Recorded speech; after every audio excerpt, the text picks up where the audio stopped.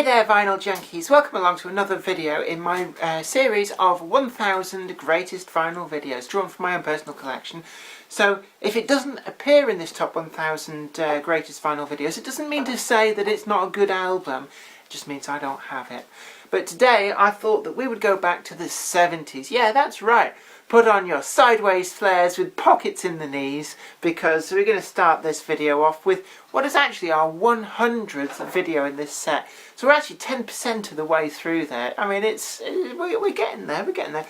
I suspect what's going to happen towards the end is that actually we're going to run out of slots in the 1000 rather than run out of vinyl LPs. There's so many good albums out there. But the first one, Say Chic by Chic. And I picked this one out because there's tracks like Le Freak and Everybody Dance. They are still as good a floor fillers today as they were when this album was released. Now we've got the sort of very artsy style there. I know Supertramp went in for stuff like that on the front cover. It's quite basic. Again, back in the day, vinyl albums, you didn't really get a lot for your money. You got a cardboard sleeve, an inner sleeve made of paper if you were lucky, and of course, importantly, the record there with him. It's on the Classic Atlantic label. Now, this inner on records, I've seen that actually revived far more recently, but this is from back when it was the mainstream label. And this is the classic album produced by Nile Rodgers and Bernard Edwards for the Chic Organisation Limited. Vocals, Alpha Anderson, Bernard Edwards, Diva Gray, Lucy Martin, David Lasley, and special guest artist Luther Vandross. Has some of the classic Nile Rodgers guitar riffs on here. It is just such a great album in every single way. I can't really praise this enough. And I'm very conscious actually that when we've been doing these albums, that I have focused a lot more on the albums that have been a part of my immediate childhood. And I'm trying to redress that balance with some of the albums which I do really love, but which weren't necessarily more recent releases. The inner sleeve of this, very basic. We've got a picture of Bernard Edwards and Nile Rodgers there with their 70s afros looking pretty cool in black and white, and the other side of the sleeve is just completely blank. For my next album, I've picked an absolute stone cold classic here, and this is Carole King's Tapestry. And this is one of the seminal albums of the 1970s. Carole King's still on the go. In fact, I believe there's a musical being done. I think it has actually already been done on Broadway, and it's coming to the West End in London, featuring the life of Carole King. I'd be interested to know what she actually thinks about that, because I'd find that quite weird if somebody was doing a musical about my life. But Carole King actually started out in the 50s, and she was a songwriter for a lot of other really big name groups and artists.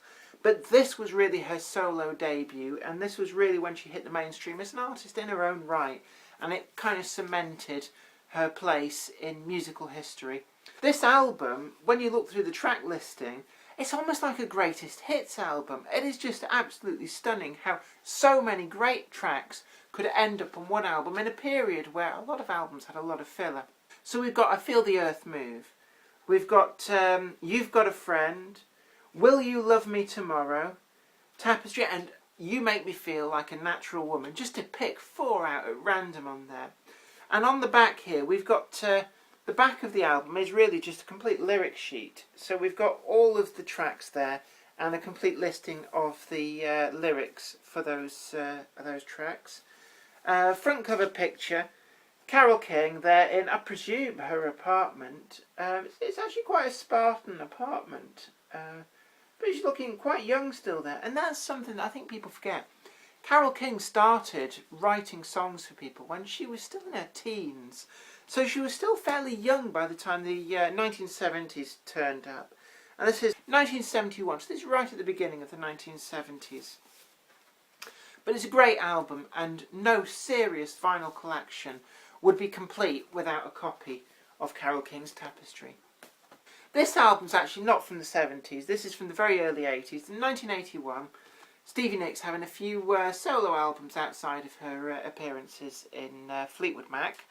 And this is Belladonna. And the reason I've picked this album is really because the really standout track off this, and is worth the entirety of purchasing this album on vinyl in its own right, is Edge of 17. Now, it's used in the film School of Rock quite prominently there, and that actually made me go out and track down and buy this album.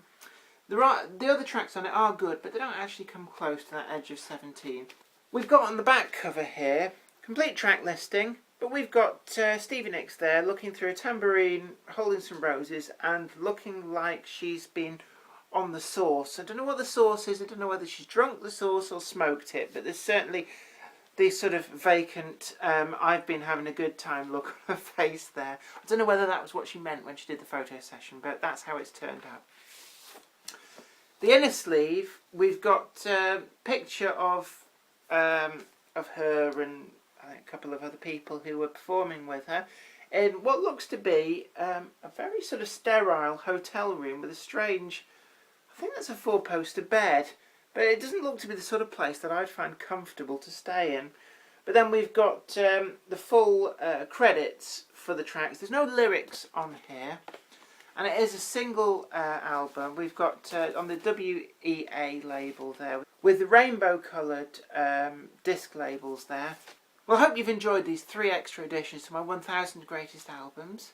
Don't forget to leave a comment down there somewhere, and share this video too. Sharing is important because sharing is caring, and it makes me feel quite happy. Anyway, don't forget to keep on spinning those vinyl discs. And this is me, Jenny Kirk, saying until next time, bye for now.